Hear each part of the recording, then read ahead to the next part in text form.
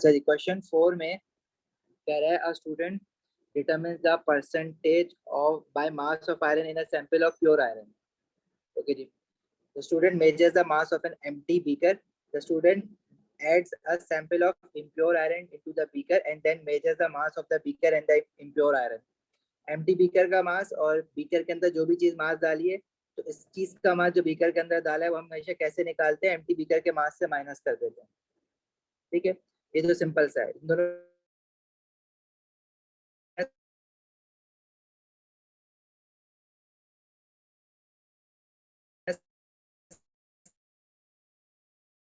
कर दोगे 36.53 minus 38.31। Next है an excess of dilute hydrochloric acid reacts with the iron ion. अब ये देखो ये impure आयरन है, इसके अंदर आयरन भी है और कुछ और चीजें भी होंगी, लेकिन जो रिएक्शन होगा सल्फ्यूरिक एसिड का वो सिर्फ आयरन के साथ होगा। तो उसने ना आयनिक इक्वेशन आपको बना के दे दी है। इस आयनिक इक्वेशन से मुझे ये पता चल रहा है कि 1 mole of iron elemental form में रिएक्ट कर रहा है 2 mole of H positive ions के साथ। अच्छा जी, hydrogen gas is produced in the reaction. Give a test and observation to identify hydrogen gas. तो हाइड्रोजन गैस का टेस्ट अभी हमने पहली वाली क्लास में देखा था। देखो ये नवंबर 21 है, पेपर 41। ये हम इसका आधा क्वेश्चन हमने अभी किया था, मतलब आधा पेपर हम कर चुके हैं पहली क्लास में, दूसरी क्लास में ये आधा पेपर कर रहे हैं। हाइड्रोजन गैस का टेस्ट आपके पास क्या है? लाइटेड स्प्लिंट हम लेके आते हैं गैस के पास। Bring lighted splint near the gas और ऑब्जर्वेशन क्या होती है? पॉप साउंड प्रोड्यूस होता है। Pop sound is produced. अच्छा देखो, आपका क्या कहते हैं, एक बात कि आपको एक पेपर में सल्फाइड आयन का टेस्ट दिखा होगा। देखो भाई, सल्फाइड आयन का टेस्ट 2022 के सिलेबस में डाला हुआ तो नहीं है, ना ही सल्फर डाइऑक्साइड गैस का टेस्ट दिया हुआ है, लेकिन अभी जो पेपर आए कुछ रिसेंट पेपर्स, उसमें सल्फाइड आयन का टेस्ट, उनकी ऑब्जर्वेशन वो पूछी गई है। सिमिलरली सल्फर डाइऑक्साइड गैस जो कि एक रिड्यूसिंग एजेंट होता है, वो तो हमें पता है, हमने सल्फ्यूरिक एसिड में पढ़ा है, और उसका टेस्ट जो है वो ऑक्सीडाइजिंग एजेंट डाल के। ठीक है, तो ऑक्सीडाइजिंग एजेंट का चेंज हो जाएगा, जैसे KMnO4 है वो पर्पल टू कलरलेस हो जाएगा। पूछ चुका है क्वेश्चंस के अंदर, और एग्जाम में उसने 2023 के सिलेबस में उसको डाला है, लेकिन वो पहले से ही पूछना शुरू कर दिया है उसने। तो आपने जो है वो भी याद रखना है। आपके पास ये ATP हैंडआउट रिवाइज के नाम से एक मैंने फाइल ग्रुप पे भेजी हुई है। इस फाइल के अंदर ये जो अपैरेटसेस वगैरह हैं, ये इसको जरा एक बार देख लेना, कौन से अपैरेटस कहाँ यूज होते हैं। इस फाइल के एंड में एक और फाइल अटैच्ड है, लेट मी शो यू, ये वाली, जिसमें ना इंपॉर्टेंट कलर्स बताए हुए हैं कि कौन सी चीज का क्या कलर होता है। और test for gases, of course oxygen का टेस्ट, हाइड्रोजन गैस का टेस्ट, कार्बन डाइऑक्साइड का, अमोनिया का, और सल्फर डाइऑक्साइड गैस का टेस्ट भी मैंने लिख दिया है। तो आपने ना मेक श्योर के सल्फर डाइऑक्साइड गैस का टेस्ट याद रखना। आप ये नहीं सोचना कि सिलेबस नहीं है हम छोड़ दें। बाकी इसके अलावा एनाइंस में एक एनाइन सल्फाइड आइन, जो कि 2022 के सिलेबस में तो नहीं है, लेकिन वो टेस्ट ना ये पूछ रहा होता है, तो ना ये भी डाला हुआ है सल्फाइड आइन का टेस्ट। और ब्रोमाइड, अच्छा ब्रोमाइड आइन का डाला है उसने 2020, लेकिन अभी तक पूछा नहीं है। लेकिन आप फिर भी एहतियातन ब्रोमाइड आइन का टेस्ट भी याद रखेगा। ब्रोमाइड आइन का टेस्ट, सल्फाइड आइन का टेस्ट, और बाकी तो आपको याद है। तो ये वाला जो टेबल मैंने इसमें अटैच किया ना, ये 2023 के सिलेबस का टेबल है। इस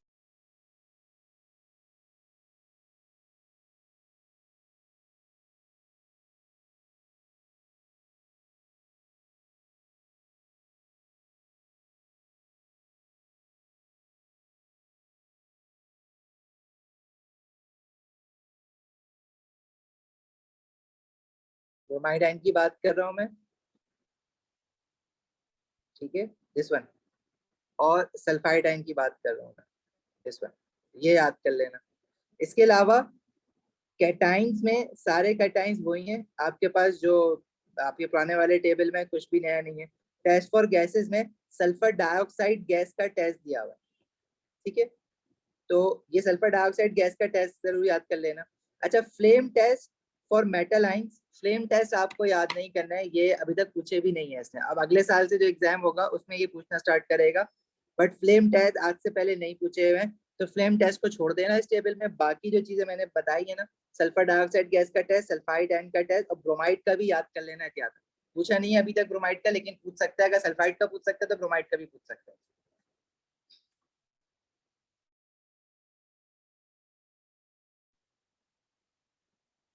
ठीक है जी।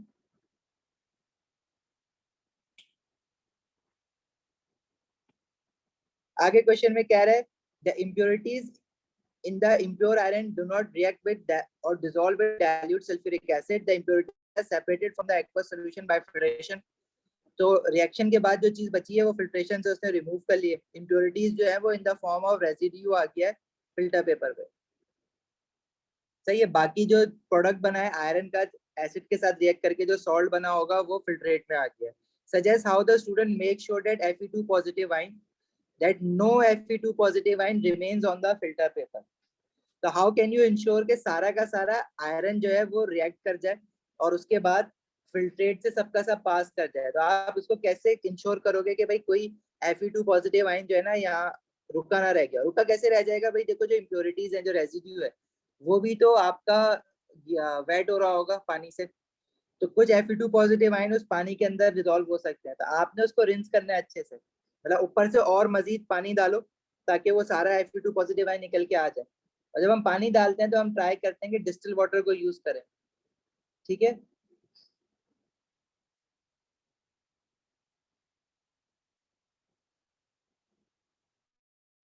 अच्छा, तो आगे जो क्वेश्चन पूछ रहा है, पहला क्वेश्चन ये पूछ रहा है impurities are separated from the aqueous solution by filtration.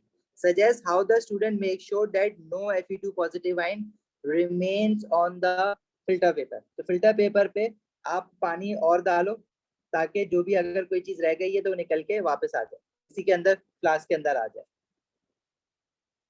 तो pass distil water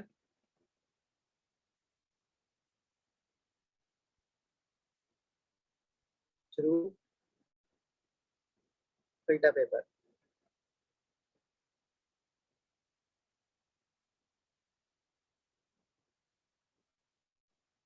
to F नहीं, देखो वो सवाल को समझो रितेश साहब, वो ये नहीं कह रहा है कि हमें कैसे पता लगेगा कि वाकई में Fe2 पॉजिटिव आयन है, वो ये तो थोड़ी कह रहा है। देखो अगर आप कोई चीज छानते हो, जैसे चाय के लिए जब चाय निकालते हो तो वो जो पत्ती होती है वो गीली होती है ना, कुछ ना कुछ अगर उसको तुम प्रेस करोगे तो उसमें से और चाय निकलती है। इसी तरह जब आप पेपर से इसको पास कराओगे तो कुछ पानी जिसके अंदर Fe2 पॉजिटिव आयंस हैं, वो पानी जो है वो फिल्टर पेपर के साथ रह जाएगा। आप ऊपर से उसमें और पानी डालो ताकि जो Fe2 पॉजिटिव आयन जिन मॉलिक्यूल वाटर के साथ है वो रिंस होके और नीचे निकल जाए दोबारा, मतलब रुके ना वहां पे, सब बह के सारा आ जाए। तो उसने अभी ये पूछा हुआ, उसने ये थोड़ी बोला है कि हमें कंफर्म करके बताओ कि Fe2 पॉजिटिव आयन है या नहीं है। Fe2 पॉजिटिव आयन का टेस्ट तो तब लिखेंगे ना जब वो ये पूछेगा कि बताओ वाकई में कि Fe2 पॉजिटिव आयन है या नहीं।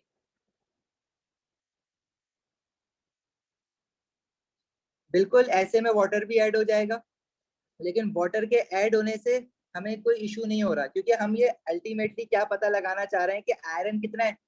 इम्प्योर वो जो सैंपल था आपके पास, इम्प्योर सैंपल, उसमें आयरन के अलावा भी और चीजें थी। हम ये पता लगाना चाह रहे हैं कि उसमें आयरन कितना है। तो हमने आयरन को रिएक्ट करवा लिया और Fe2 पॉजिटिव आयन बना लिया। अगर हम किसी तरह ये पता लगा लें कि Fe2 पॉजिटिव आयन के कितने मोल्स हैं, तो हमें ये पता लग जाएगा कि आयरन के कितने मोल्स होंगे। अब अगर इसमें आपने और पानी डाल दिया है तो Fe2 पॉजिटिव आयन के मोल्स तो उतने ही रहेंगे ना, मोल्स थोड़ी कम या ज्यादा हो जाएंगे। हाँ, कंसंट्रेशन कम ज्यादा हो जाएगी, पानी ज्यादा डालोगे तो कंसंट्रेशन कम हो जाएगी, लेकिन number of moles of Fe2 positive ion तो उतना ही रहेगा। हम इंटरेस्टेड हैं कि Fe2 पॉजिटिव आयन आयरन पता लगाना है कितना है। सही है।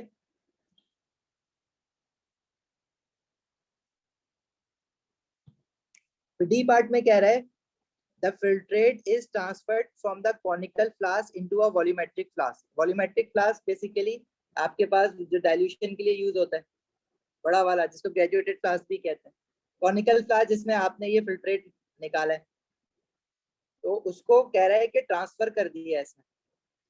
तो देखो अक्सर ऐसा होता है, जब ट्रांसफर करोगे तो कुछ ना कुछ ड्रॉप्स पानी के इसमें रह जाएंगे, जिसमें Fe2 पॉजिटिव आयन भी होगा। यू हैव टू इंश्योर के सारा का सारा Fe2 पॉजिटिव, आपने फिल्टर पेपर में भी कुछ नहीं छोड़ना है, आपने पानी डाल के वो सारा निकाल लेना है नीचे। और जब आप कॉनिकल फ्लास्क से टाइटेशन फ्लास्क में इसको ट्रांसफर करोगे, तो कुछ अगर पानी इसमें लगा रह गया है तो आपने उसको भी हर हाल में निकालना है। तो उसको कैसे इंश्योर करोगे?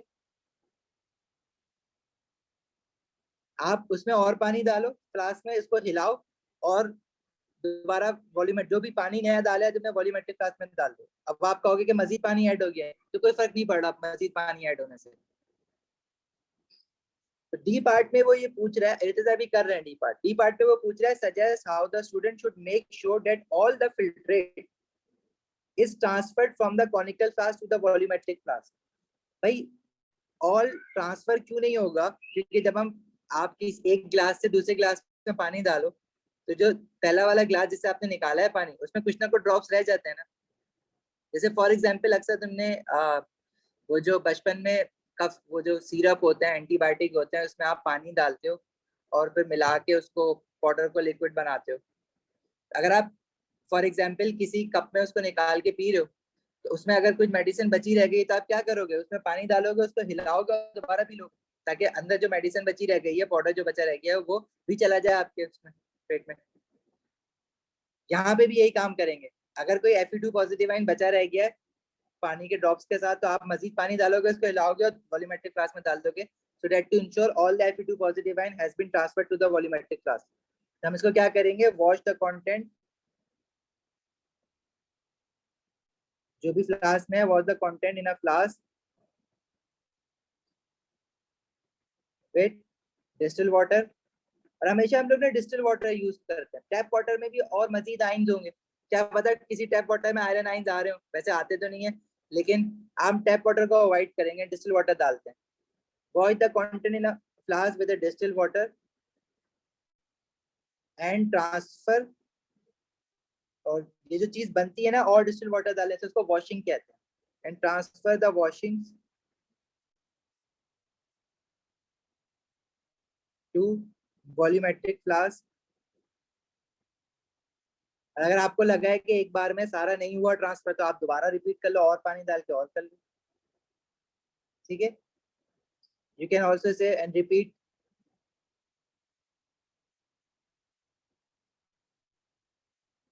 आप दो बार कर लो, सो दैट टू इंश्योर के सबका सब चला गया। पानी बढ़ रहा है, उसमें पानी बढ़ने से Fe2 पॉजिटिव आयन के मोल पे कोई फर्क नहीं पड़ेगा।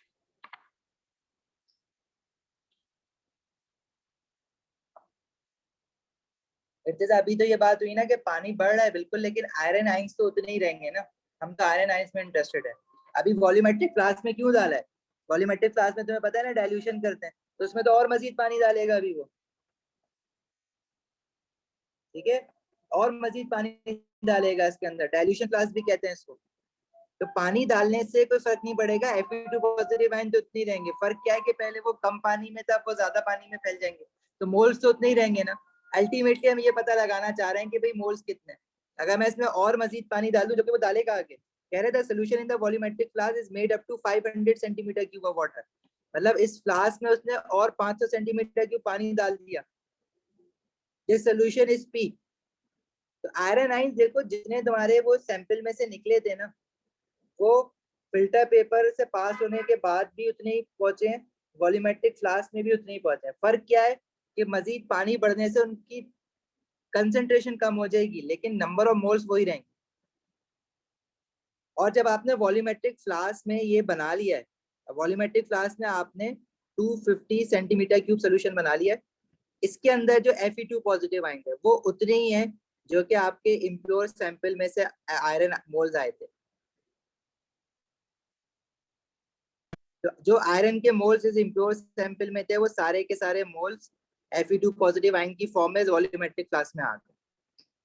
उसके बाद ये कह रहे थे student transfers 25 centimetre cube of P into a clean conical flask. एक नए कॉनिकल फ्लास्क में उसने इसमें से, अब उसमें से देखो 250 में से उसने सिर्फ 250 सेंटीमीटर क्यूब निकाल, 250 सेंटीमीटर क्यूब में से सिर्फ 25 सेंटीमीटर क्यूब निकाला है।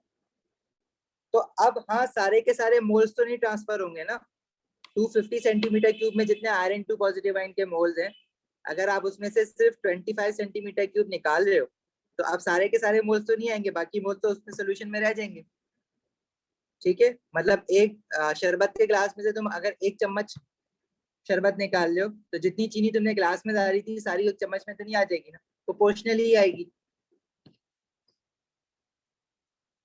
अच्छा, उसके बाद वो कह रहा है कि name the piece of apparatus used to transfer 25 centimetre cube of P. तो जब 25 सेंटीमीटर क्यूब का फिक्स सोल्यूशन हम निकालते हैं, किसी कॉनिकल फ्लास्क में या किसी और चीज में डालते हैं, तो उसके लिए जो हम अपैरेटस यूज करते हैं उसका नाम होता है पिपेट। ठीक है, ये तो फिक्स है। अभी फ्लास्क में हमारे पास बेसिकली Fe2 पॉजिटिव आयन है।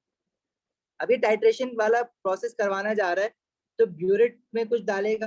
अब ये एसिड और एल्कली की टाइट्रेशन नहीं है, अब ये देखना क्या है कि ब्यूरेट में क्या डालेगा। कह रहे थे student washes out a burette with distil water. Burette को तैयार किया, उससे डिस्टिल वाटर से वॉश किया। जाहिर है लैब में पड़ा हुआ होगा, उसने उसको पहले डिस्टिल वाटर से वॉश किया, क्योंकि लास्ट एक्सपेरिमेंट किया हो, पता नहीं क्या यूज हुआ उसमें। Then washes out the burette with a solution और fills the burette with Q, adds Q from the burette into a conical flask until the end point is reached। देखो उसने करा है क्या, एक सोल्यूशन है Q, जो कि वो कह रहा है Q is 0.01 mole per decimetre cube of potassium manganate. देखो कोई ब्यूरेट है, पुराना पड़ा हुआ था, उसमें लास्ट एक्सपेरिमेंट पता नहीं क्या यूज किया तुमने, तो तुमने क्या किया, उसको वॉश किया डिस्टिल वाटर से। डिस्टिल वाटर से वॉश करने के बाद आप जिस सोल्यूशन को उसमें भरोगे ना, पहले उस सोल्यूशन से उसमें थोड़ा सा सोल्यूशन डाल के ब्यूरेट को हिलाते हो और फिर उसको रिंस कर देते हो। मतलब एक बार पानी से वॉश करने के बाद आप उसको जिस सोल्यूशन उसमें डालना है, उस सोल्यूशन को थोड़ा सा डाल के उससे भी वॉश करते हो, फिर उसके बाद वो सोल्यूशन ऐड करते हो ब्यूरेट में। इसलिए वॉश करते हैं कि देखो अगर कोई पानी थोड़ा बहुत लगा रह गया तो क्या होगा, अगर आपने सोल्यूशन डाल लिया और उसी सोल्यूशन को अगर आप आगे यूज करोगे तो थोड़े बहुत वाटर के ड्रॉप्स की वजह से वो सोल्यूशन डाइल्यूट हो जाएगा। तो जो सोल्यूशन क्यू है वो कह रहा है कि 0.01 मोल per decimetre cube of potassium magnet है। लेकिन अगर ब्यूरेट में पहले का थोड़ा बहुत पानी रह गया है तो वो सोल्यूशन डालोगे तो वो पानी उसके साथ मिल जाएगा, कंसंट्रेशन कम हो जाएगी। आप तो ये वाली कंसंट्रेशन आगे लेके कैलकुलेशन करोगे, इसीलिए हम पहले पानी से वॉश करने के बाद उसमें जिस सोल्यूशन को डालना है वो सोल्यूशन डालेंगे और उससे वॉश करेंगे। मतलब एक बार उस सोल्यूशन से भर दिया और सोल्यूशन को फेंक दिया, ताकि अगर कोई पानी था तो वो निकल गया उसमें से, फिर उसके बाद आप सोल्यूशन भरोगे उसमें, वही वाला सोल्यूशन जो कि आपने जिससे वॉश किया।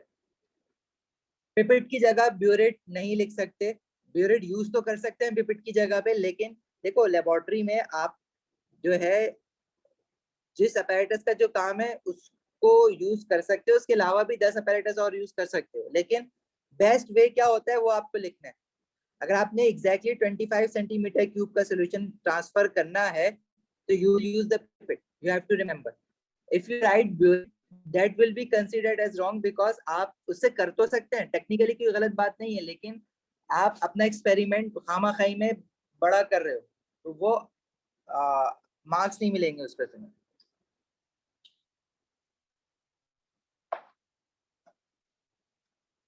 तो अब मुझे बताओ कि वो ये कह रहा है कि उसने ब्यूरेट पहले डिस्टिल वाटर से वॉश किया, उसके बाद एक सोल्यूशन से वॉश किया, तो वो सोल्यूशन क्या होगा, जिस सोल्यूशन को उसने भरना है ना उसी सोल्यूशन से वॉश करेगा। मतलब उसने क्यू भरना है, उसमें क्यू क्या है 0.01 मोल per decimetre cube of potassium magnet, तो वो क्यू से ही वॉश करेगा पहले उसको। फिर क्यू को भरने के बाद ब्यूरेट में उसने क्या करना है, ड्रॉप बाय ड्रॉप एडिशन करनी है। adds Q from burette until conical in the conical phase until the end point is reached। और end point कैसे पता लगता है, कब आया, जब कोई कलर चेंज आएगा। अब Q आपको पता है Q is known as potassium magnet, oxidising agent है और वो कलर चेंज करेगा अपना। अब क्या होगा रिएक्शन में, जरा अभी आगे देखते हैं, पहले स्टेप बाय स्टेप आंसर करते जाओ। पार्ट एफ कह रहा है identify the solution used to wash out the burette before it is filled with Q। तो Q को अगर फिल करना है तो Q से ही वॉश करोगे, और Q क्या है पोटेशियम मैग्नेट। पूरी ये बात लिख दो कंसंट्रेशन के साथ, 0.01 मोल per decimetre cube of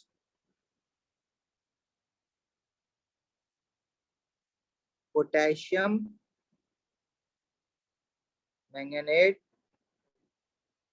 7. Got it?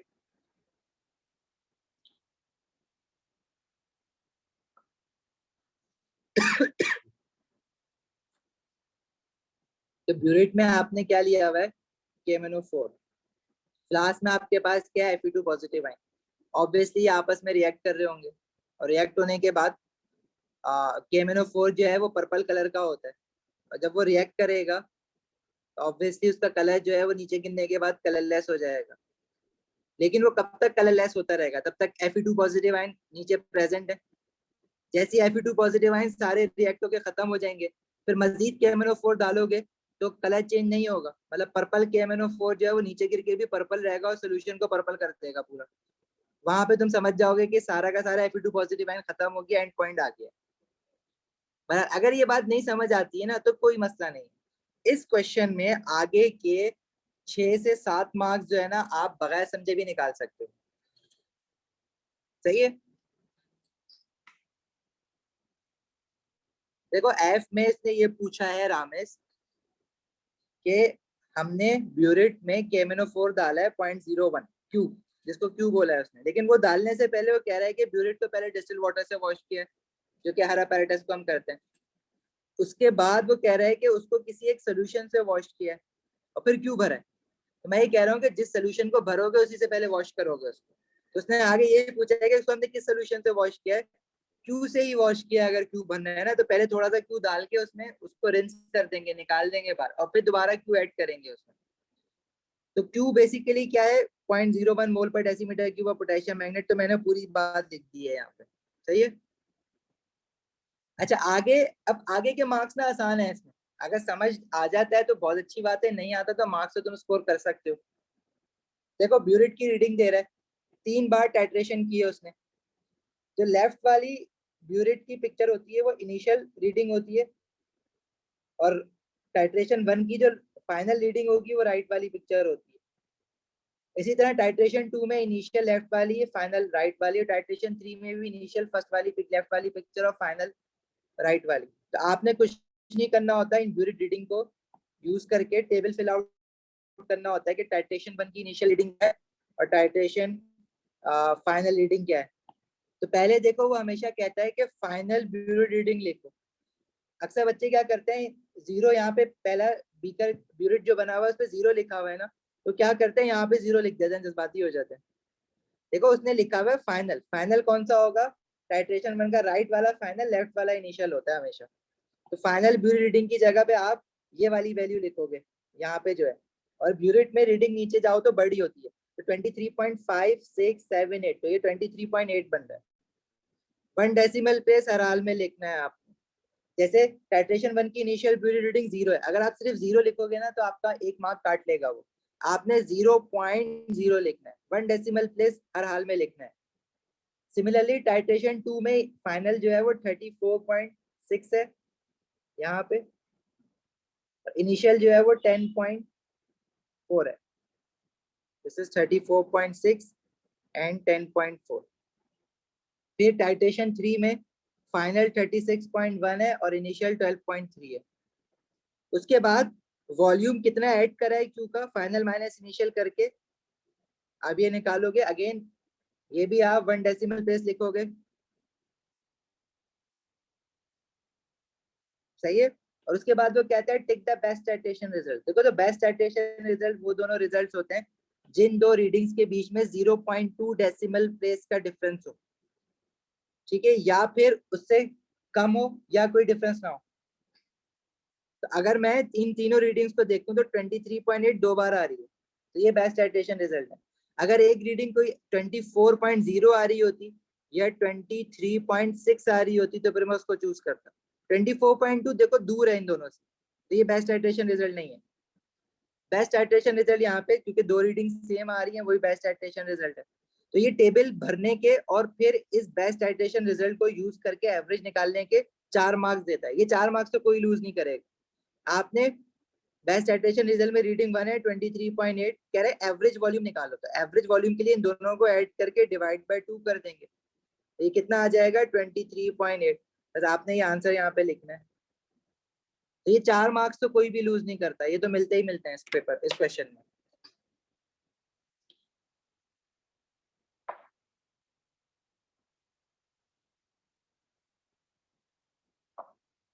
चलें आगे। आगे कह रहे हैं solution Q is 0.01 mole per decimetre cube of potassium magnet. ठीक है, वो तो हमें पता है ऑलरेडी।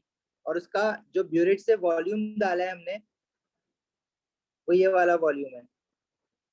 ठीक है, तो किसका वॉल्यूम है? Q का।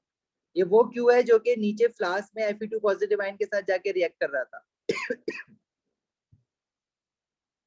तो ये वॉल्यूम हमें पता है Q का।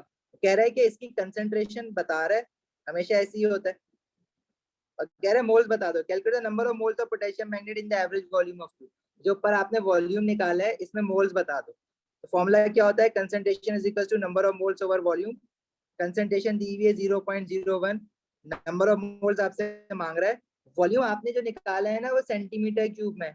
कंसंट्रेशन में यूनिट दिया हुआ है वॉल्यूम का, डेसीमीटर क्यूब।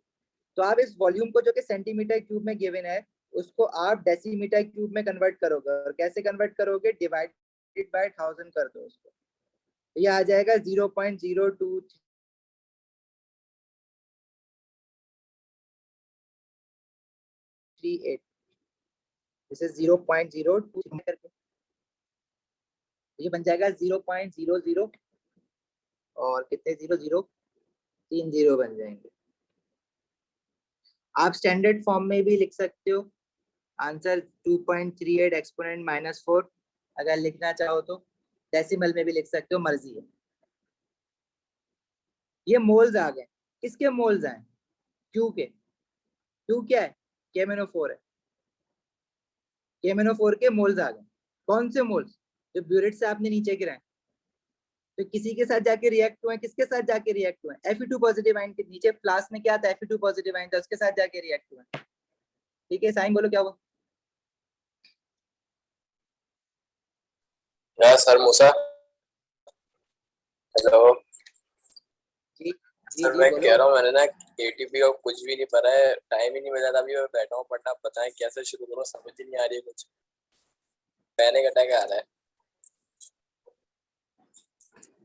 अच्छा, क्या सर बता रहे sir, back to back paper हो रहे हैं, समझ नहीं आ रहा कि एटीपी का टाइम ही नहीं मिला। अभी बैठा हूँ पढ़ने, यकीन माने कुछ समझ नहीं आ रहा कैसे शुरू करूँ। देखो सुनो, मैंने आपको एक एटीपी की लिस्ट भेजी है। मैंने ये एटीपी की प्लेलिस्ट भेजी है, वो मिल गई तुम्हें? हाँ, वो व्हाट्सएप ग्रुप पे जो है। जी, जी उसमें जी। सबसे पहले एटीपी, या बल्कि 1 मिनट रुको साईं, ये क्वेश्चन कंप्लीट करने हैं तो फिर करते हैं बात, बीच में रह सर जाएगा और सब भूल जाएंगे। डर लग रहा है मुझे, पेपर 2 की कोई बात सारी नहीं, खत्म दो हो रही है मिनट मेरी। 2 मिनट रुको, ये क्वेश्चन कंप्लीट करने हैं तो फिर बात करते हैं। अच्छा, आपके पास ये जो मोल्स आए, ये किसके मोल्स आए? क्यू के। क्यू क्या है? KMnO4 है। KMnO4 ब्यूरेट से नीचे डाल देते हैं। ये किसके साथ रिएक्ट हो रहा था? Fe2 पॉजिटिव आयन के साथ।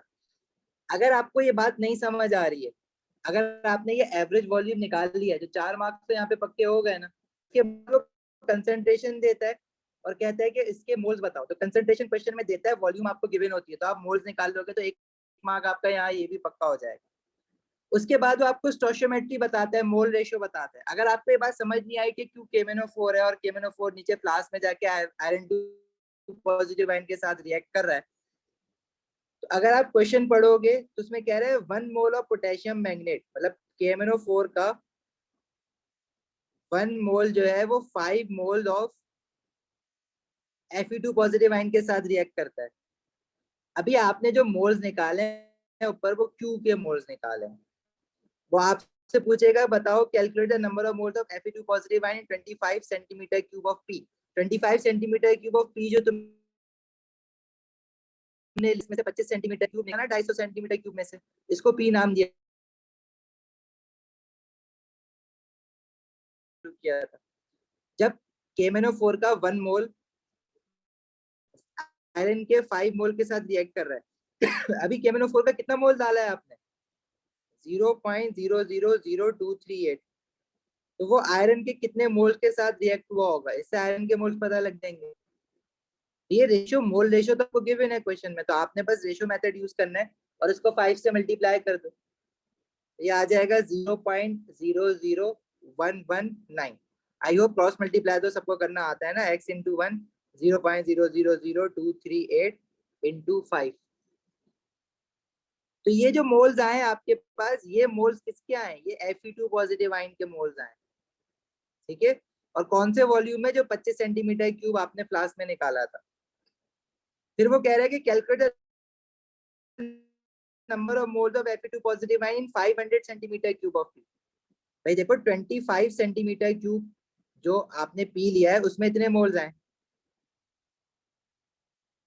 मैंने कहा था ना कि अगर एक चम्मच निकालोगे तो सबका सब शुगर तो नहीं आ जाएगी ना एक चम्मच में, एक गिलास शरबत में से। तो 25 सेंटीमीटर क्यूब में वो कह रहा है 0.00119 मोल्स हैं जो हमने निकाले। तो 500 सेंटीमीटर क्यूब में कितने होंगे? अगेन रेशियो मेथड यूज करो। 500 सेंटीमीटर क्यूब में होंगे x इंटू 25, 500 इंटू 0.0011, ये आपके पास आ जाएगा 500 इंटू 0.00119 डिवाइडेड बाय 25। ठीक है, तो ये आ रहा है 0.0238 मोल।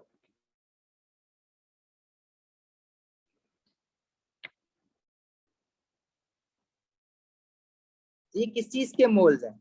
Fe2 पॉजिटिव आयन के मोल्स हैं, लेकिन कौन से वॉल्यूम में? 250 सेंटीमीटर। इम्प्योर आयरन से पहले उसकी फिल्ट्रेशन की और फिर उसको कॉनिकल फ्लास्क में डाला, फिर वॉल्यूमेट्रिक फ्लास्क में डाला, तो ये वो सारे मोल्स हैं। आगे आपसे पूछ रहे calculate the mass of iron in 500 centimetre cube. जब आयरन के मोल्स आ गए, 500 सेंटीमीटर क्यूब में मोल्स आ गए, this is moles mass over atomic mass. Number of moles हैं 0.0238। मास आपको निकालना है, आयरन का एटॉमिक मास क्योंकि प्रोडक्ट टेबल गिवन नहीं होता पेपर 4 में, तो नीचे दिया हुआ है। यहाँ से आप मास निकालोगे, जो क्या आ रहा है, तो आयरन का जो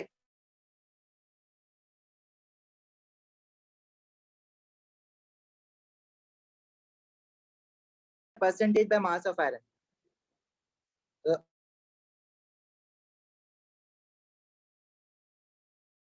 आपने जो एम्प्टी बीकर और कंप्लीट बीकर का मास लिया था ना, और फिर दोनों का माइनस करा था, तो ये इम्प्योर आयरन था। मतलब इसके अंदर कोई इम्प्योरिटी भी थी और आयरन भी था, जो कि 1.78 ग्राम्स आ रहा है। लेकिन इसके अंदर आयरन सिर्फ कितना है? आयरन सिर्फ इसके अंदर आ रहा है आपका 1.3328 ग्राम्स। अगर आपको ये बात समझ नहीं आती है तो आप ये याद रखना कि जब भी वो किसी भी क्वेश्चन में किसी दो पार्ट्स का निकालो और वर्ड परसेंटेज यूज करेगा, तो इन दोनों पार्ट्स के आंसर को आपने आपस में डिवाइड करना होता है। न्यूमरेटर में छोटा वाला आंसर रखोगे, छोटा वाला 1.3328 आया है आंसर, मल्टीप्लाई बाय 100। तो इस इम्प्योर सैंपल में आयरन के अलावा और भी कोई चीजें हैं। आयरन कितना है सिर्फ?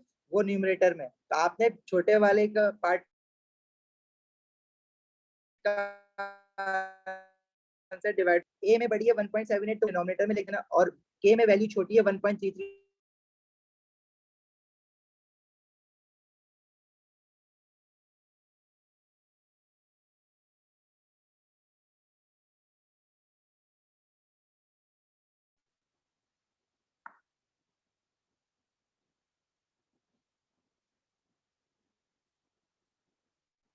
देखो इसको समझने की कोशिश नहीं करना, इसको जो है अभी हम एक और पेपर करेंगे ना, तो उसमें मैं इसको फास्ट फॉरवर्ड करवाऊंगा।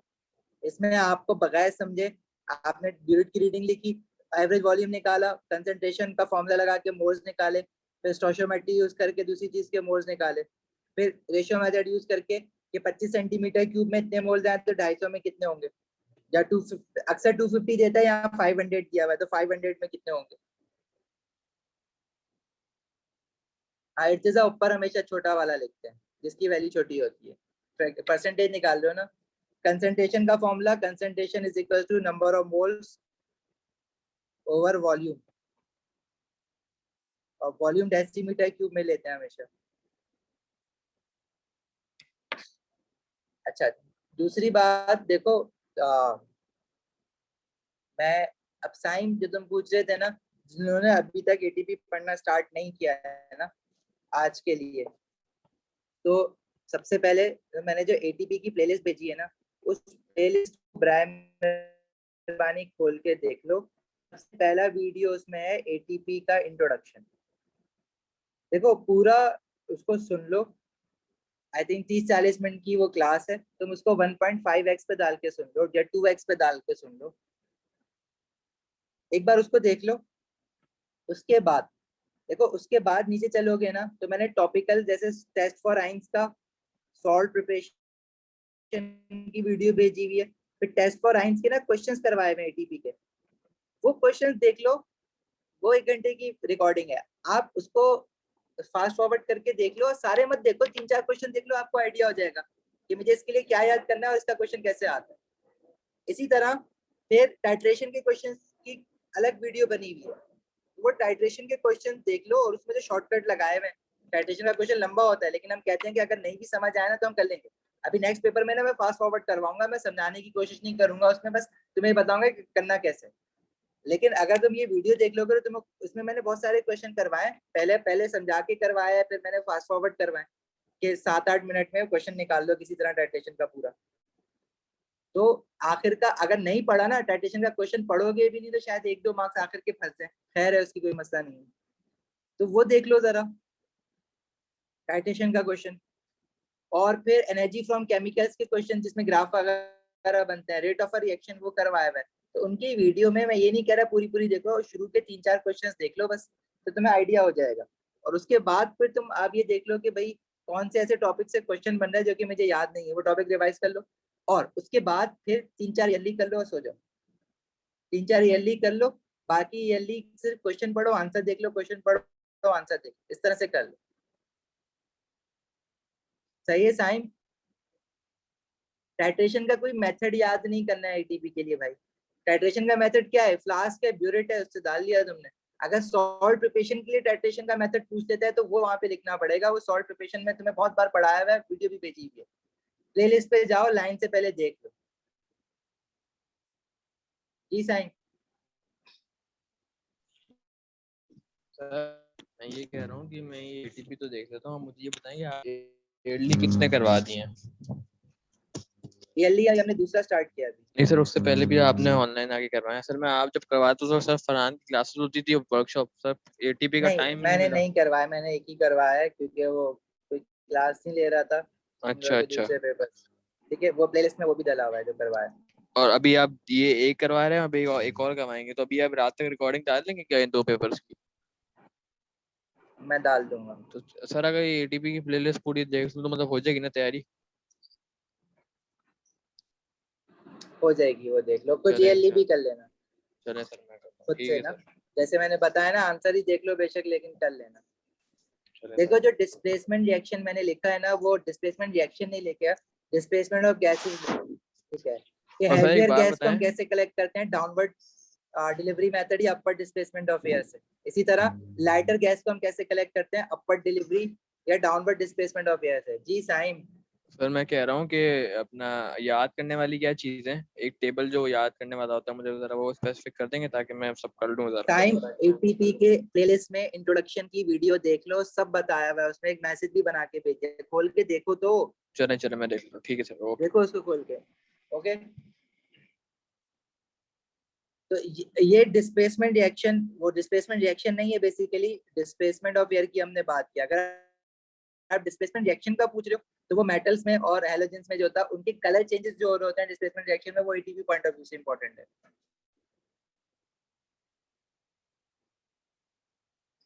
और अगर किसी ने पढ़ा ही नहीं है डिस्प्लेसमेंट रिएक्शन पेपर 2 के लिए, तो फिर इस क्लास के बाद मैसेज कर देना, मैं उसका भी लेक्चर भेज दूंगा।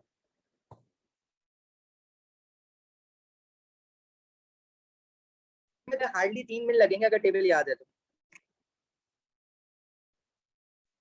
और टेबल किस टेबल की बात कर रहे हैं हम? टेस्ट फॉर आइंस के टेबल की बात कर रहे हैं। टेस्ट फॉर आइंस का टेबल अभी मैंने तुम्हें नया वाला भी दिखाया था, अगर तुमने पुराना वाला याद किया हुआ है तो बस उसमें नए वाले में से sulphide ion, sulphur dioxide gas test, bromide ion, ये याद कर लो, बाकी कोई मसला नहीं, बाकी सब कुछ सेम है।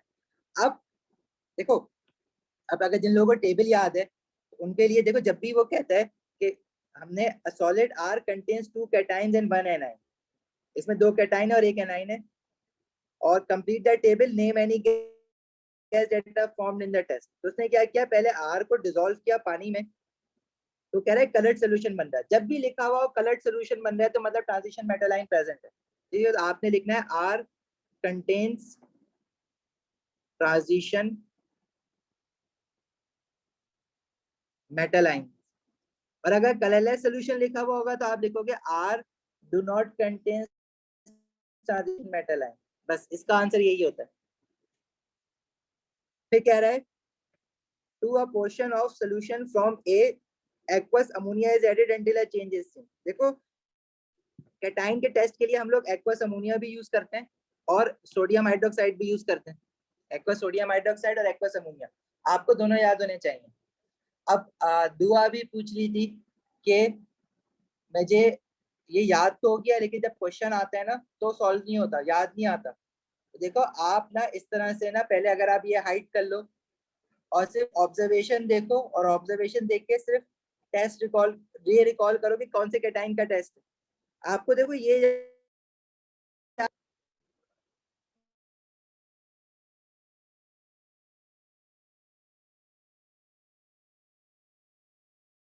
एग्जाम में कभी कभार होता है कि वो ऑब्जर्वेशन दे देता है, बोलता है हर किसी की ऑब्जर्वेशन पढ़ के रिकॉल ये करो कि ये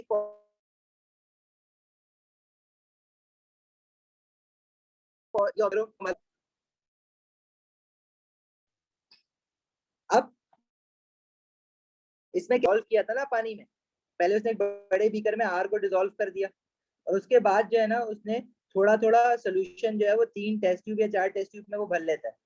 ठीक है, हर कैटाइन के लिए एक अलग टेस्ट करना पड़ता है, हर एनाइन के लिए अलग टेस्ट करना पड़ता है, तो वो हर टेस्ट ट्यूब में अलग अलग टेस्ट करेगा। पहले उसने क्या करा कि एक पोर्शन में, मतलब टेस्ट ट्यूब जो मैं बोल रहा हूँ उसमें जाहिर है वो आर का थोड़ा सा पार्ट निकाल के पहली टेस्ट ट्यूब में डाला, फिर दूसरी, तो उसको पोर्शन कह रहा है। पहले उसने ना ये नहीं बताया कि ऑब्जर्वेशन क्या है, उसने डायरेक्ट कंक्लूजन बता दिया कि क्रोमियम आयन भी हो सकता है और Fe2 पॉजिटिव आयन भी हो सकता है। मतलब अभी वो कंफर्म नहीं कह रहा है कि क्रोमियम आयन है या Fe2 पॉजिटिव आयन है, कह रहा है दोनों में से कोई भी हो सकता है। मतलब जो ऑब्जर्वेशन आ रही है वो ऐसी आ रही है जो दोनों के लिए होती है।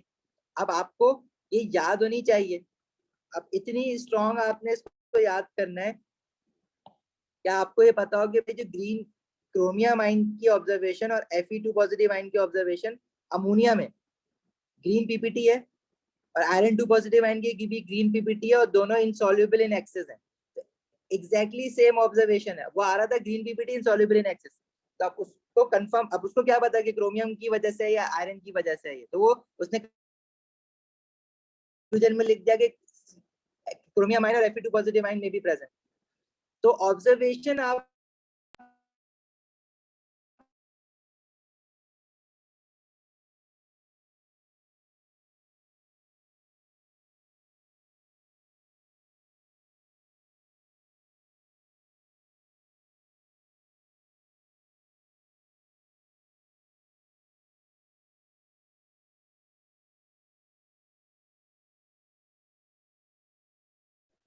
मतलब सोडियम हाइड्रोक्साइड में दोनों की ऑब्जर्वेशन डिफरेंट होगी, वो आपको याद होनी चाहिए। हाइड्रोक्साइड में और Fe2 पॉजिटिव आयन के साथ भी ग्रीन पीपीटी आता है, लेकिन क्रोमियम आयन के साथ जो ग्रीन पीपीटी है वो डिसॉल्व हो जाता है, सॉल्युबल होता है, soluble in excess giving a green solution, और आयरन आयन के साथ वो इनसॉल्युबल इन एक्सेस रहता है। अगर वो कह रहा है कि भाई मुझे कंफर्म हो गया क्रोमियम आयन है, तो उसका मतलब है कि एक्सेस डालने पे वो ग्रीन पीपीटी डिसॉल्व हो गया to give a green solution, तो वो इसलिए कह रहा है कि क्रोमियम आयन। पीपीटी इनसॉल्युबल, इसने पहले तो पीपीटी इनसॉल्युबल ही है, और वो कह रहा है कि क्रोमियम आयन है, क्रोमियम आयन में डिसॉल्व हो जाता है, तो उसकी ऑब्जर्वेशन क्या होगी PPT dissolves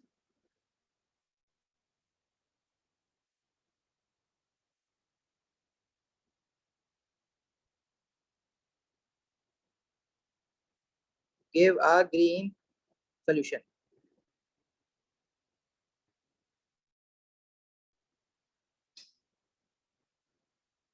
सही है, यहाँ तक बात समझ आई?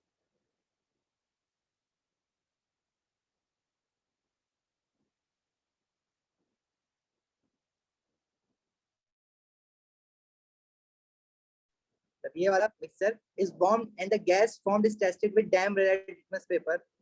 R contains ammoniamine. Conclusion कह रहा है ammoniamine है, तो observation क्या ही होगी? अमोनिया गैस आई होगी। Ammonia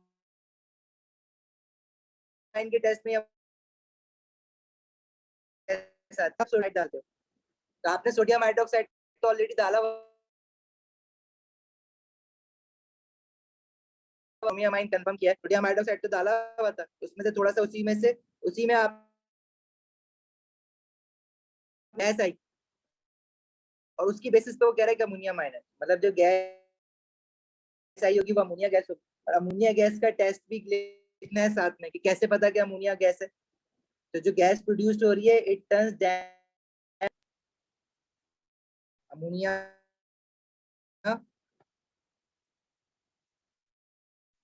gas is produced as it turns damp red litmus, damp जरूर लिखना, damp या wet paper blue।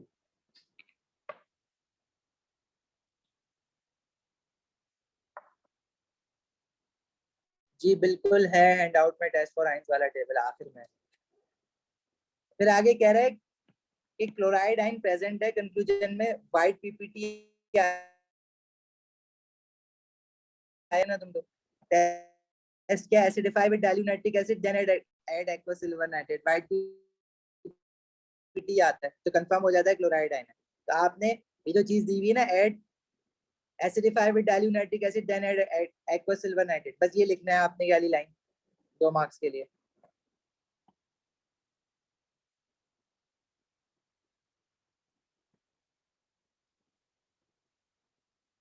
acidify with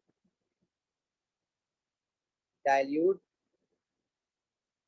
nitric acid then add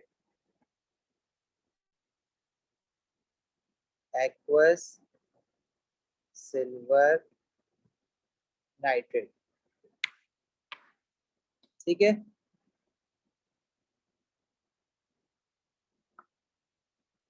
चलें आगे।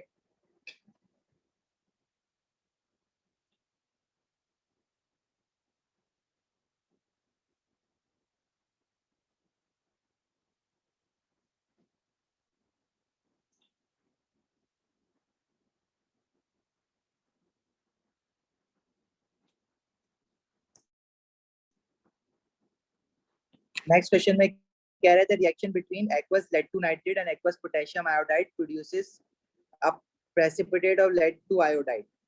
ओके जी, a student has 2 solutions, G is 1 mole per decimeter cube of potassium iodide, H is lead nitrate of unknown concentration। The student determines the concentration of H। The student adds 5 centimeter cube of H to 10 centimeter cube of G in a test tube। जी क्या है, potassium iodide है, वो एक उसने test tube में लिया हुआ है और उसके अंदर वो क्या डाल रहा है, H। और H क्या है, लेड टू नाइट्रेट है, PbNO32। ये डालने पे पोटेशियम आयोडाइड बना है, obviously displacement reaction of metals हुआ है। पोटेशियम भी मोर रिएक्टिव मेटल, वो क्या करेगा, लेड को हटा के उसके नाइट्रेट के साथ लग जाएगा और लेड जो है फिर आयोडाइड के साथ लगेगा, तो पोटेशियम आयोडाइड। ये सॉलिड फॉर्म में बना है, मतलब ये प्रेसिपिटेट फॉर्म में बनेगा। तो उसने क्या करा, जब इसमें प्रेसिपिटेट बन जाएंगे तो remove the precipitate bye filtration. इस टेस्ट ट्यूब में जो भी चीज है उसकी फिल्ट्रेशन करेगा। फिल्ट्रेशन कैसे करते हैं, कॉनिकल फ्लास्क पे फिल्टर फनल रखते हैं और उसके ऊपर फिल्टर पेपर लगा देते हैं, उसको इसमें से पास कराएगा और फिल्टर पेपर पे जो रेजिड्यू रुकेगा वो आपका प्रेसिपिटेट होगा सारा, और उसको निकालने के बाद measure the mass of the pure dry precipitate, और उस रेजिड्यू को ड्राई करा उसने, और ड्राई करने के बाद उसका मास मेजर करा, फिर उसका यही काम उसने रिपीट करा सारा। लेकिन अब एच का जो वॉल्यूम लिया है ना, एच क्या है, लेड नाइट्रेट, अब वो चेंज करके लिया है उसने, ज्यादा किया होगा या कम किया होगा आई डोंट नो। टेबल देखते हैं, टेबल में कह रहा है एक्सपेरिमेंट 1 में जी का वॉल्यूम 10 सेंटीमीटर क्यूब लिया, एच का 5 है, मास ऑफ प्रेसिपिटेट जो है 0.64 आया। उसके बाद एक्सपेरिमेंट 2 में जी उसने 10, जी का वॉल्यूम तो देखो सब में सेम ही रखा है, एच का वॉल्यूम बढ़ा रहा है, मतलब एच क्या है, लेड टू नाइट्रेट, उसका वॉल्यूम बढ़ा रहा है, जी इज पोटेशियम आयोडाइड। तो देखो जब वॉल्यूम बढ़ा रहा है एच का, तो मास ऑफ प्रेसिपिटेट फॉर्म भी बढ़ रहा है ना, 1.64 से 1.28, 1.92, फिर उसके बाद 2.31, उसके बाद नहीं बढ़ा। तो कोई रीजन बता सकता है कि 1.92 के बाद 2.31 हुआ, लेकिन 5 और 6 एक्सपेरिमेंट में फिर क्यों नहीं बढ़ा? आप वॉल्यूम ऑफ एच बढ़ा रहे हो ना, एक्सपेरिमेंट 5 में 25 था, 6 में 30 करा, लेकिन फिर भी मास ऑफ प्रेसिपिटेट फॉर्म नहीं बढ़ रहा है।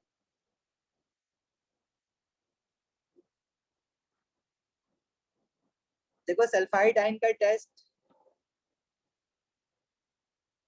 नया है, उसमें सल्फर डाइऑक्साइड गैस का टेस्ट नया है, ब्रोमाइड आयन का टेस्ट नया है।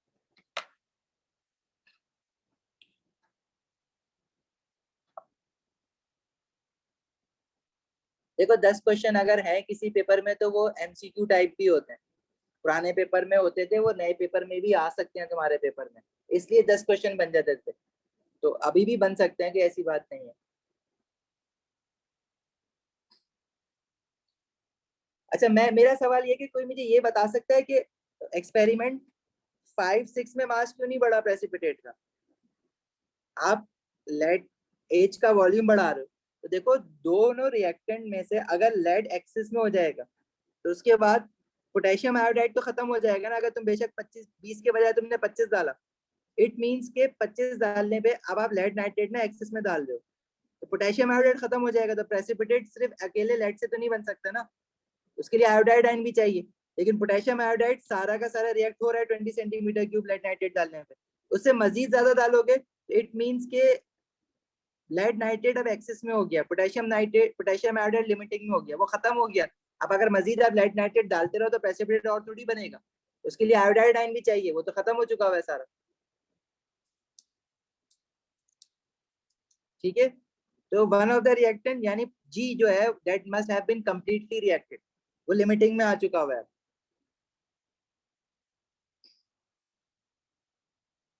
चलो अब देखते हैं आगे पूछ क्या रहे हैं। The student uses a burette to measure the volume of H. State why the student uses burette instead of measuring cylinder. देखो burette पहली बात मोर एक्यूरेट होता है, दूसरी बात कि आपने डिफरेंट वॉल्यूम्स डाले हुए ना, अगर कोई एक ही एज का एक ही पर्टिकुलर वॉल्यूम डालना होता है, लेट से 25 सेंटीमीटर क्यूब एज डालना है हर बार, तो मैं पिपेट यूज कर लेता, लेकिन यहाँ पे वॉल्यूम डिफरेंट डाला है, पिपेट तो 25 सेंटीमीटर क्यूब का, तो 25 सेंटीमीटर क्यूब ही मेजर कर सकता है, ठीक है, लेकिन ब्यूरेट जो है वो वेरिएबल वॉल्यूम मेजर करेगा। अभी इसका सवाल ये है कि मेजरिंग सिलेंडर क्यों यूज नहीं करा, ब्यूरेट क्यों यूज करा है? Burette is more accurate, more precise, ठीक है।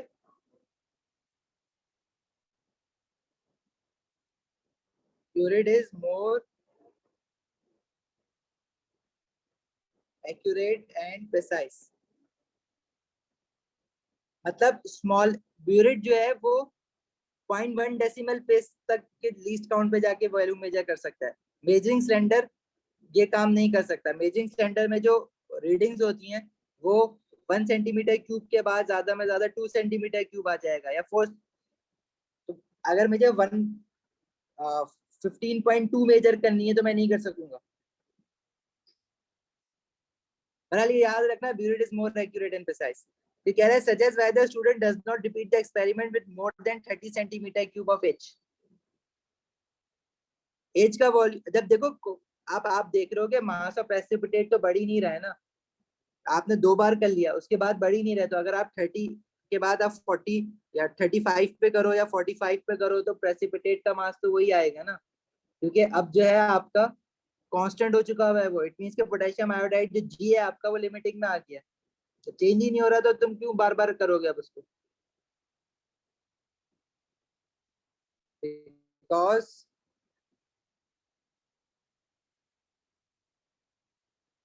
mass of precipitate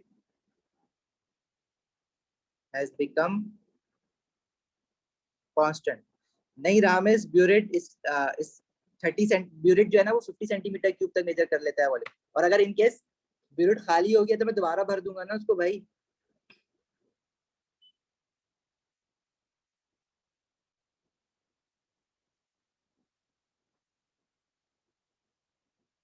चले आगे, देखो अब ग्राफ बनाना है। कह रहे plot the result from the table on the grid, draw one straight line through the first 3 points. Important information है, फर्स्ट 3 पॉइंट से स्ट्रेट लाइन बनानी है, and second straight line through the other 3 points.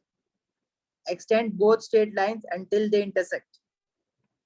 बहुत clear cut observation है, पहले 3 point से एक straight line बनानी है, दूसरे 3 पॉइंट से एक और स्ट्रेट लाइन बनानी है, दोनों लाइन जो होंगी उनके एंगल अलग अलग होंगे और कहीं जाके वो इंटरसेक्ट हो रही होंगी।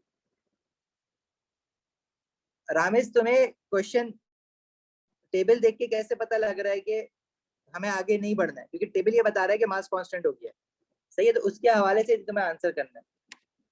और मास कांस्टेंट होने का रीजन क्या है कि वो लिमिटिंग में आ गया है जी, लेकिन वो ये रीजन नहीं पूछ रहा है, वो ये पूछ रहा है कि क्यों नहीं करा आगे स्टूडेंट ने। क्योंकि मास कांस्टेंट हो गया, वो कहेगा कि जब आई चेंज इन मास आ ही नहीं रहा तो मैं क्या करूंगा आगे बढ़ के।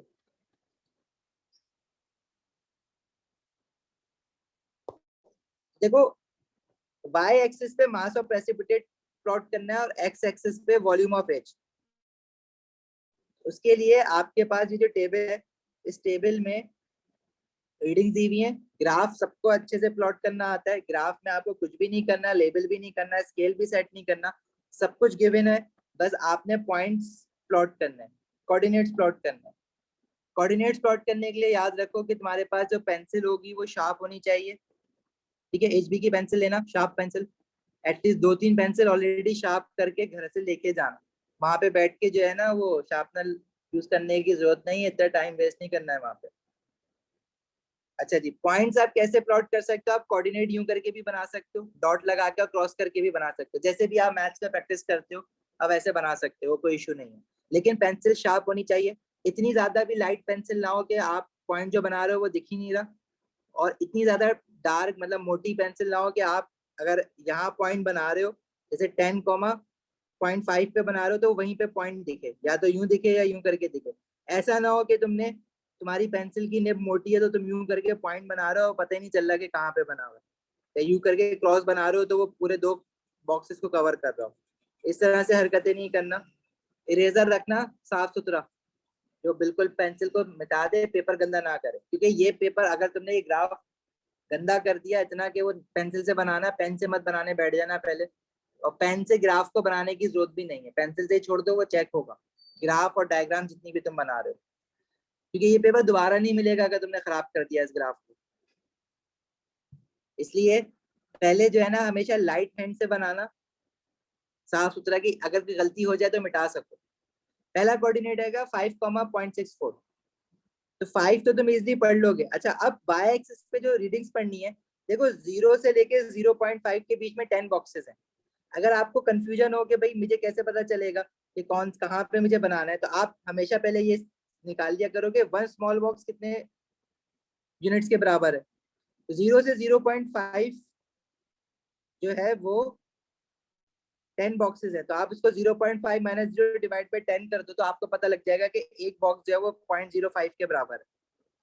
अब आपने बनाना है 5,0.64, तो 0.64 कहाँ पे लाई करेगा ये देखना है। तो देखो यहाँ तो 0.5 है, जाहिर है इसके ऊपर ही मिलेगा ना 0.64, तो 0.5 में मैं कितने बॉक्सेस ऊपर जाऊं कि 0.64 तक पहुंच जाऊं?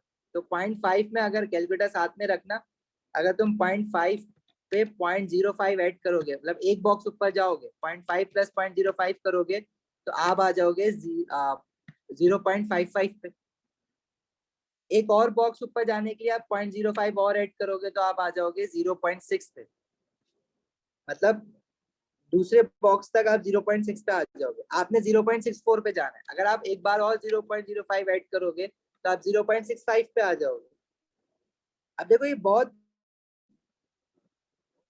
इस तरह से, ये 0.6 है, ये 0.65 है, मतलब 0.64 जो होगा वो 0.65 के जरा सा नीचे होगा। अगर आप 0.65 से बिल्कुल थोड़ा सा नीचे यहाँ पे अगर आप अपना क्रॉस बना दे तो दैट वुड डू इट। 5,0.65 मतलब ये एक्स एक्सिस पे 5 है और वाई एक्सिस पे 0.65 है। कोऑर्डिनेट लिखने की जरूरत नहीं है, ऐसे बता रहा हूँ। आपने ये कोऑर्डिनेट प्लॉट करना है, क्रॉस बना दो या डॉट बना दो, जो भी तुम बनाते हो। फिर नेक्स्ट कोऑर्डिनेट क्या बनाना है, 10,1.28 पे। 1.28 ऑब्वियसली 1 के ऊपर कहीं होगा, सही है। तो 1 के ऊपर मैं कितने बॉक्सेस ऐड करूंगा 1.28 तक पहुंच जाऊं? तो आप एक बॉक्स 1 में एक बॉक्स ऊपर जाओगे तो 0.05, वो बन जाएगा 1.05। एक और बार 0.05 ऐड करोगे तो बन जाएगा 1.1। तीसरी बार ऐड करोगे तो 1.15 और एक और बार ऐड करोगे तो 1.2 पे आ जाओगे। ठीक है, तो थोड़ा सा दिमाग भी लगा लेना कि अगर मैं 1.5 और 1 के बीच में खड़ा हुआ तो इट मींस मैं 1.25 पे खड़ा हुआ। 1.25 से अगर तुम 0.05 ऐड करोगे तो एक बॉक्स ऊपर जाने के लिए तुम 1.3 पे चले जाओगे, मतलब मुझे 1.25 के आसपास कहीं बनाना पड़ेगा उसको। तो 1.25 से थोड़ा सा ऊपर बना दो, 1.25 पे भी बना दो तो एक्सेप्ट कर लेगा। 10,1.28। फिर कह रहा है 15,1.92। 1.9 जो होगा वो ऑब्वियसली 2 के नीचे होगा ना, बिल्कुल 1.92 में 0.05 ऐड करोगे तो तुम 1.94 पे आओगे।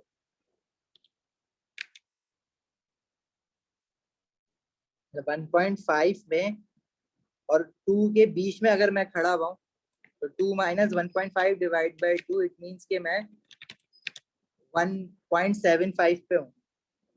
1.75 में मैं कितना ऊपर जाऊं कि 1.9 तक वैल्यू बन जाए मेरी। तो यहाँ पे ये जो ग्राफ है ना, इसमें थोड़ी सी तुम्हें ना मेहनत करनी पड़ेगी प्लॉटिंग करने की, अगर तो प्रैक्टिस नहीं की हुई है मैथ में या फिजिक्स में ग्राफ बनाने की। तो 1.9 कहाँ पे लाइक करेगा मेरा,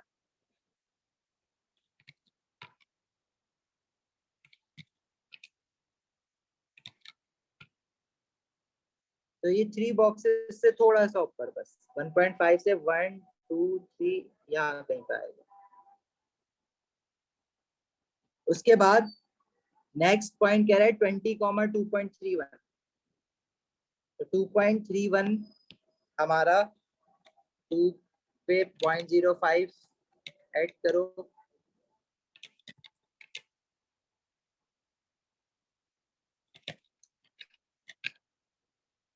बीच में तो ये 2.25 होगा और 2.3 जा रहा है 2.25 के ऊपर ही होगा।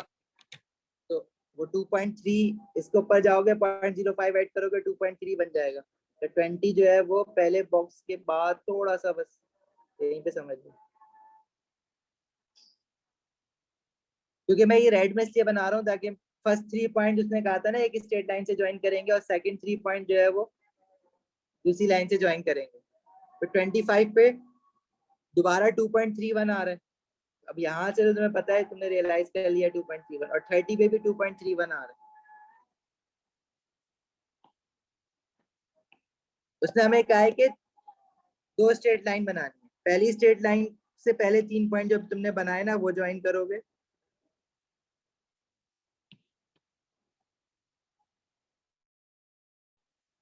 वही हो गए।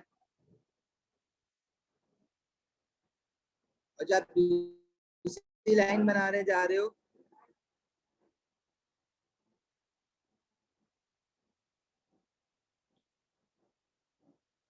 ये हो, साथ में कह रहा है कि लाइन जो है वो इंटरसेक्ट करेगी, जो कि कर रही है। Extend both straight lines until they intersect, तो इंटरसेक्टिंग पॉइंट भी हमें मिल गया।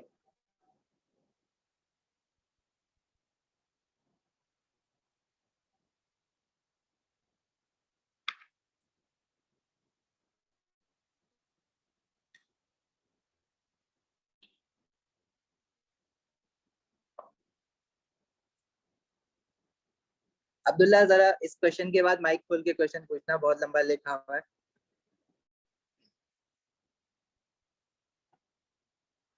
कह रहे use your graph to answer these questions. Determine the mass of precipitate formed when 12 centimeter cube of H is added to 10 centimeter cube of G. देखो G तो सब 10 centimetre cube ही था ना इन सारी रीडिंग्स में, G की तो वॉल्यूम चेंज ही नहीं हो रही थी, H की वॉल्यूम चेंज कर रहा था। और हर वॉल्यूम ऑफ H पे जो मास ऑफ प्रेसिपिटेट बन रहा था वो उसने दिया हुआ था, सबने ग्राफ बनाया। अब उसने जो H का वॉल्यूम दिया है वो कह रहा है कि 12 सेंटीमीटर क्यूब। अब ये 12 सेंटीमीटर क्यूब इस टेबल में तो नहीं है, मतलब मैं ग्राफ से पढ़ूंगा। 12 सेंटीमीटर क्यूब ऑफ H जब डालेंगे तो प्रेसिपिटेट का मास कितना बनेगा, तो वो निकालने के लिए आप देखो ऐसे कंस्ट्रक्शन लाइन बनाओगे। अब 12 सेंटीमीटर क्यूब ऑफ H कहाँ पे होगा, 10 और 15 के बीच में 10 बॉक्सेस हैं, मतलब एक बॉक्स जो है वो 0.5 सेंटीमीटर क्यूब के बराबर है। तो 10.5 11 11.5 12 सेंटीमीटर क्यूब यहाँ पे आएगा। तो आप ग्राफ पे 12 सेंटीमीटर क्यूब पे इस तरह से ऐसे लाइन बनाओगे स्केल से, और यहाँ से फिर इसको रीड आउट कर लोगे, जो कि 1.5 से एक बॉक्स ऊपर आ रहा है, तो 1.5 प्लस 0.05 1.55।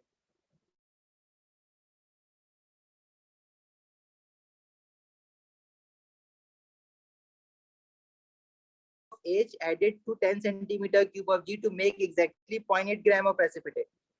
अब y एक्सिस पे उसने 0.8 ग्राम दे दिया, आपने H का वॉल्यूम निकालना है, तो अब आप ग्राफ को y एक्सिस से एक्सिस की तरफ पढ़ लोगे। अभी 1 है और ये 1.5 है, आपने 0.8 ग्राम की बात कर रहा है, तो वो 0.5 और 1 के बीच में कहीं मिलेगा, मतलब 1 के नीचे मिलेगा ना। 0.8 वाला बॉक्स कहाँ होगा, पहले तो ये आप आइडेंटिफाई करें।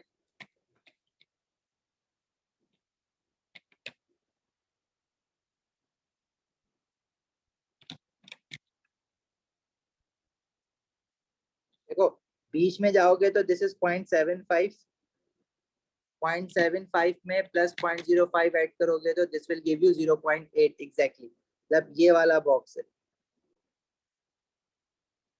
इसमें जब तुम रीडिंग रीड आउट करोगे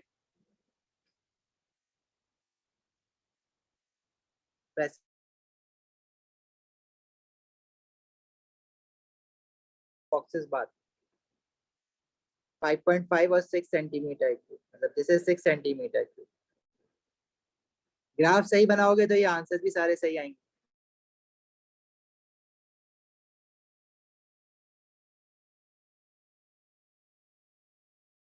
With all of the potassium iodide, मतलब जब मास ऑफ प्रेसिपिटेट बनना रुक जाएगा, कांस्टेंट हो जाएगा मास ऑफ प्रेसिपिटेट, उस वॉल्यूम ऑफ एच की बात कर रहा है कि मजीद एच डालने से मजीद मास ऑफ प्रेसिपिटेट नहीं बनेगा, मतलब पोटेशियम हो गया वो लिमिटिंग में आ गया।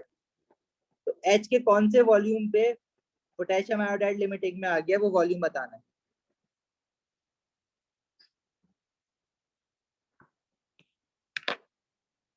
इट इज अ पार्ट 2 किसका रिपीट करने कह रहे हो, पार्ट 2 में उसने मास दिया हुआ था, कह रहा था कि वॉल्यूम बताओ एच का, तो मैंने y एक्सिस से x एक्सिस की तरफ ग्राफ पढ़ लिया, यहाँ पे दिया हुआ था 0.8 ग्राम से मैंने देख लिया कि x एक्सिस पे क्या वैल्यू आ रही है, 6 सेंटीमीटर क्यूब आ रही है।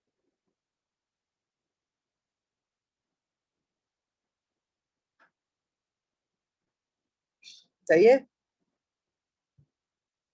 अच्छा एच का वो वाला वॉल्यूम जहाँ पे जी जो है वो लिमिटिंग में आ गया, मतलब मजीद मास और प्रेसिपिटेट नहीं बनेगा। अगर मैं टेबल देखूं तो टेबल से मुझे ये पता लग रहा है कि 15 और 20 जब हमने डाला है तो 20 और 25 के बाद जब मास चेंज नहीं हो रहा, लेकिन एग्जैक्ट किस वॉल्यूम पे जो है वो लिमिटिंग में हो गया, वो 15 से लेके 20 के बीच में कोई भी वॉल्यूम हो सकता है। वो क्या पता 20 ना हो 18 हो, मुझे कैसे पता चलिए, मैंने तो डाला ही डायरेक्ट 5 सेंटीमीटर क्यूब मजीद था ना उसमें।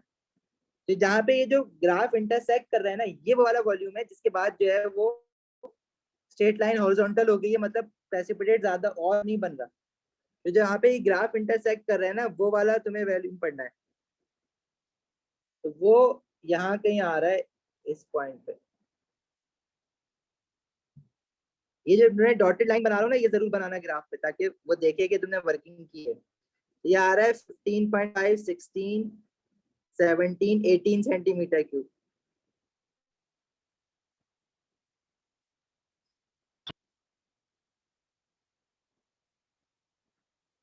दिस इज 18 सेंटीमीटर, मतलब 18 सेंटीमीटर क्यूब ऑफ एज जो है वो एग्जैक्टली जी के साथ रिएक्ट करा। जी का तुमने सारे एक्सपेरिमेंट में 10 सेंटीमीटर क्यूब ही लिया था। आगे कह रहा है जी is 1 mole per decimetre cube of potassium iodide. Equation for the reaction between lead nitrogen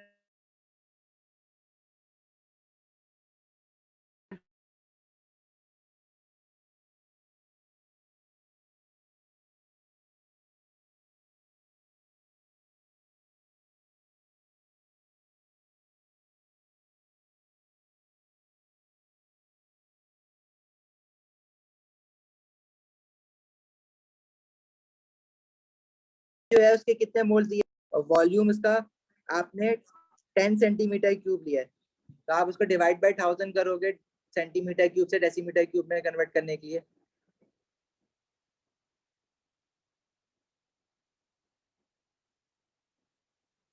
देखो शाफे E1 में उसने ये पूछा था कि H का मिनिमम कितना वॉल्यूम चाहिए in order to react with potassium iodide, completely react with potassium iodide, that reacts with all of the potassium iodide, मतलब इस कितने वॉल्यूम पे सारा का सारा पोटेशियम आयोडाइड रिएक्ट हो जाएगा जब आपका मास ऑफ प्रेसिपिटेट बनना कांस्टेंट हो जाएगा।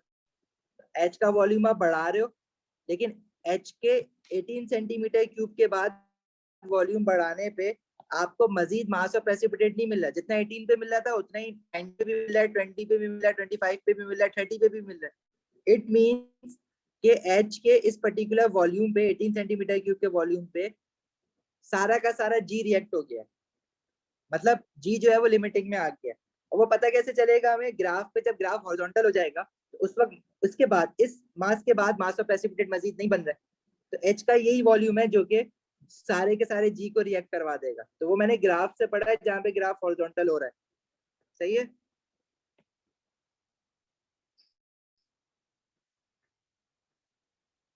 अच्छा यहाँ पे इस क्वेश्चन में उसने ये देखो, हमें ये पता लग गया कि कितने H का वॉल्यूम डालना पड़ेगा कि G का सारा रिएक्ट हो जाएगा।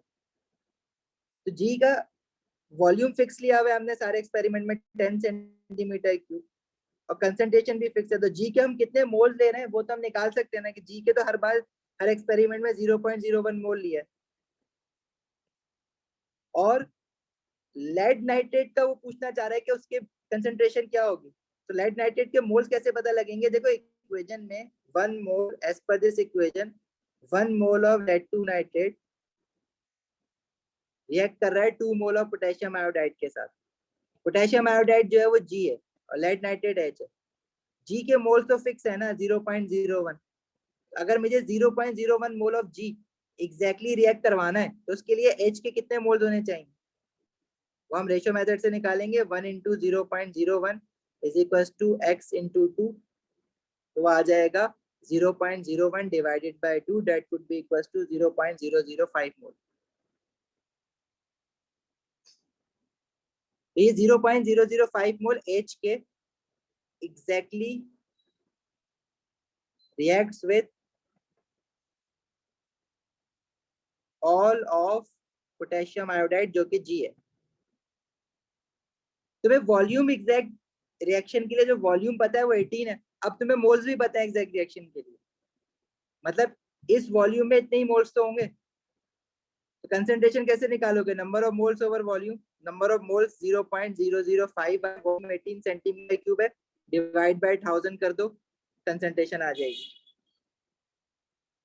जो कि आ रही है 0.28 मोल पर डेसीमीटर क्यूब। सही है।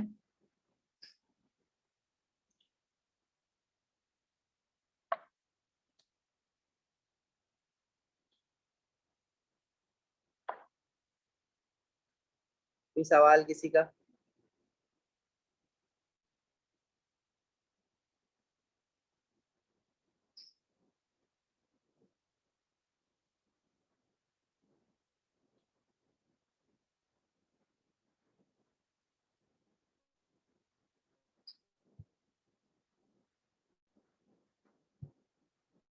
ये खत्म हो गया पेपर यहाँ पे, ठीक है।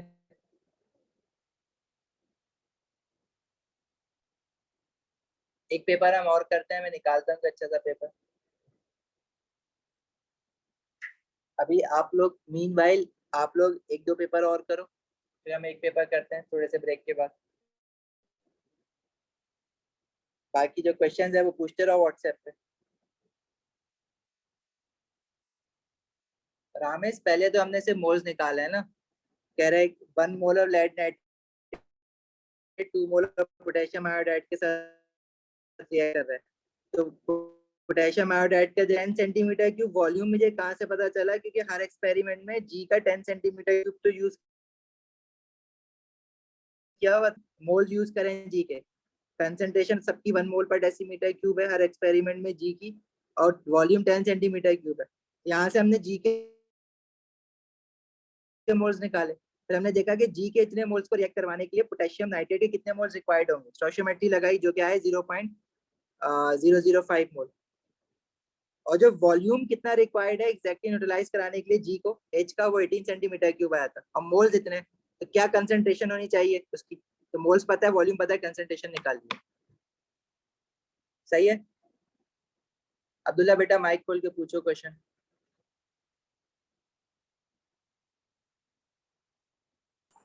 जी सर, मेरा सवाल ये था कि पास पेपर का क्वेश्चन था, उसके अंदर एसिडिक सॉल्यूशन था और कॉनिकल फ्लास्क के अंदर ब्यूरेट से हमने पोटेशियम मैंगनेट के कुछ ड्रॉप्स डाले थे। तो क्वेश्चन में लिखा हुआ था वहां पे कि जो अंदर एसिड जो है कॉनिकल फ्लास्क के अंदर वो रिड्यूसिंग एजेंट है, ये लिखा हुआ था वहां पे। और फिर लिखा कि इन द कॉनिकल फ्लास्क, वहां पे